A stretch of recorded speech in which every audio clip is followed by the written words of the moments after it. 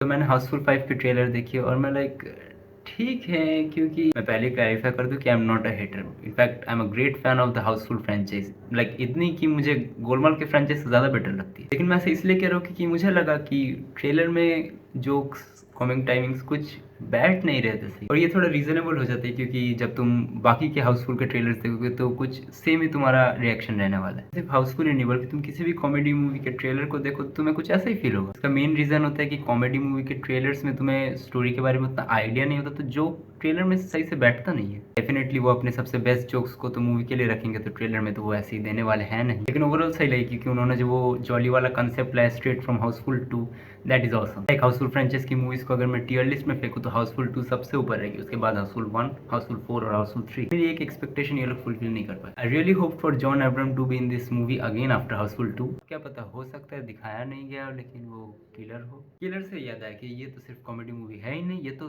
Thriller comedy है। हाउसफुल के franchise में तो अभी तक नहीं दिखाया गया है। लेकिन सबसे इंटरेस्टिंग बात जो इस मूवी के लॉन्च इवेंट पे हुई थी, जहाँ पूरी star cast including the director and the producer himself, जहाँ producer and the writer of the story Sajid Nadiadwala ने कहा है कि उन्होंने हमेशा सोचा है कि अगर वो कभी थ्रिलर मूवी बनाएंगे तो उसका एक्स फैक्टर क्या रहेगा, यानी मतलब समझ रहे हो ना, उसका मेन पॉइंट क्या रहेगा। उनका ये विजन था कि उनके थ्रिलर स्टोरी में कोई फिक्स्ड मर्डरर होगा ही नहीं। मैं मजाक नहीं कर रहा, ये बात उन्होंने खुद कही है कि हाउसफुल 5 के एंडिंग में 2 मर्डर्स रिवील होंगे। लाइक एक ही होगा technically, but what he means to say is कि 2 मूवीज अलग अलग लाइक टोटली डिस्क पे बनाई जाएगी। एक मूवी में मर्डरर कोई ये रहेगा, दूसरी मूवी में मर्डरर कोई और, but the overall movie will be same. Like last के 15 कुछ मिनट्स शायद से चेंज रहेंगे, वो मर्डरर बस चेंज होगा। तो टेक्निकली 2 अलग मूवीज चलेगी, 2 अलग स्क्रीन पे। एक का नाम रहेगा हाउसफुल 5A और दूसरे का हाउसफुल 5B। मेरी मानो तो this is the most genius strategy in Indian cinema ever, क्योंकि जनरली थिएटर्स में मूवीज को सिर्फ एक ही स्क्रीनिंग मिलती है। Basically what I am trying to say is कि